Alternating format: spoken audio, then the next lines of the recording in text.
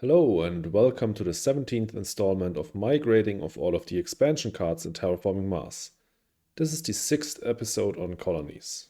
As always, if you want insight into the grading system, check out the description or click on the link in the top right hand corner to get to the first video, where I explain it all.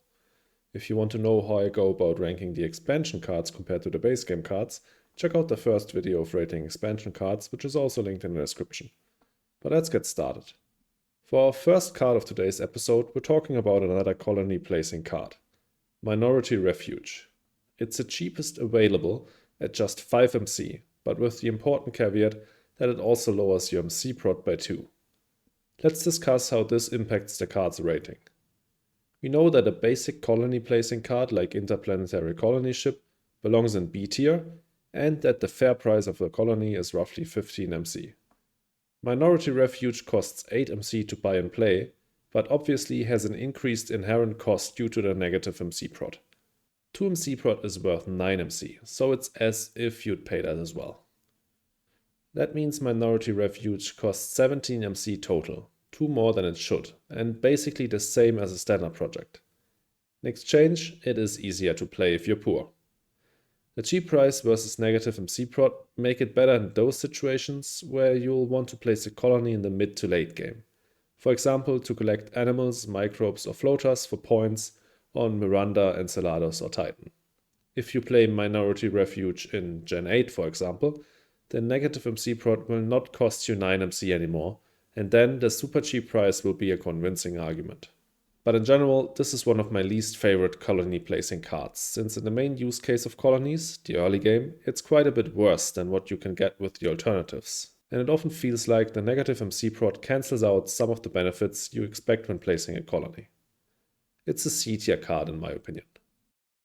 Next up, we get to an interesting instant payoff card, Molecular Printing. The payoff it provides based on cities and colonies only grows with game length. So naturally, you'll want to play it as late as possible.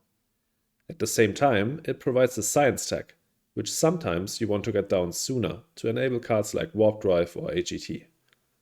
The card costs 11 plus 3, and the victory point is worth 5 MC. So there need to be at least 9 cities or colonies down for this card to provide neutral value. You'll score a profit above that, and obviously it can get cash positive at 14 or more. Also, with the science tag and the point, there's some additional combo potential. In general, Molecular Printing is a fine late game point card and can sometimes be completely busted, especially in higher player counts. But, especially in 2P, it requires quite a high amount of cities and colonies to pay off, so it isn't the most consistent and impactful card. C tier in my opinion. With Nitrogen from Titan, we get another Jovian combo card, but not in the form of a multiplier, but through floater placement. Let's dissect it. The card costs 25 plus 3 MC and grants 2 TR, that's worth 17 MC, as well as a point, that's worth 5 MC. It instantly becomes apparent that this card is not at all worth it if you don't have a use for the floaters, or the Jovian tag. If you do have a use for the floaters, for example through Jovian lanterns, the card can roughly gain another 5 MC in value. Still not the best deal. So to really have this payoff, you'll either need to be swimming in titanium, have multiple space discounts down, or have one or more Jovian multipliers in play.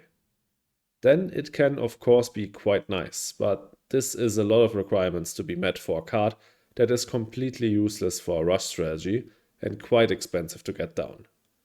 I think it is a D tier card since it's so niche. In the engine matter of colonies, it can still be worth it, as I said, but it's quite dependent on a lot of factors.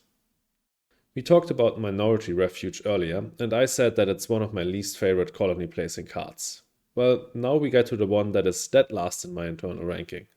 Pioneer Settlement takes all of the problems that Minority Refuge has and turns them up a notch.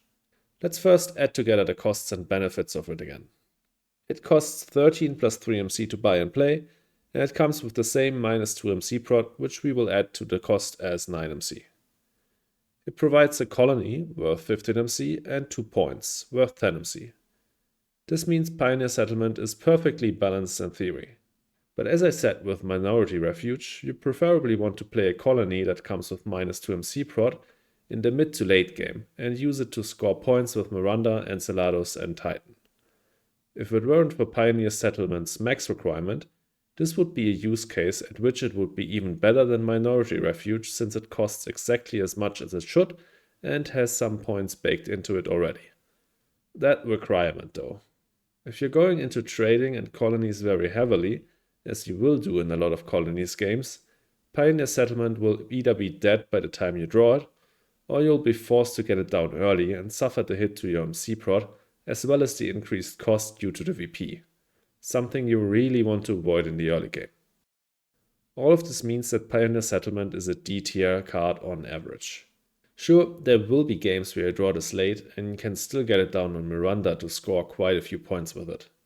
But it's bad in the best use case for a colony, and its requirement goes against the rest of the design of the card. Lastly, we get to one of the coolest cards of this expansion, Productive Outpost. This card's yield can range from nothing at all to a ton of resources. To clarify, Productive Outpost grants the colony bonus, so the bonus your colony would usually provide when someone trades with it, for all of your colonies once. It does not grant the colony placement bonus, that would be busted as hell. In general, this card already pays off at 2 colonies. I mean, just take a look at Luna. 2 colonies there and Productive Outpost would yield 4 MC for a cost of 3 plus 0 MC to buy and play. The problem with picking this up in the draft is opportunity cost. With just 2 or 3 colonies in play, you will score a small profit, yeah, but it will be that, small. A more expensive but also impactful card will be the better choice in a draft since it will enhance your game more. Productive Outpost just won't do that much for you. But other than the opportunity cost, there's not much to critique about this card. If you draw it for free, it will basically always be a good play. C tier for me. Thanks so much for watching. Let me know in the comments whether you agree with my ratings, or if not, how you would have rated these cards differently. Also, if you enjoyed the video, please leave a like and consider subscribing. And lastly, please check out my Twitch and my Twitter. See you in the next video.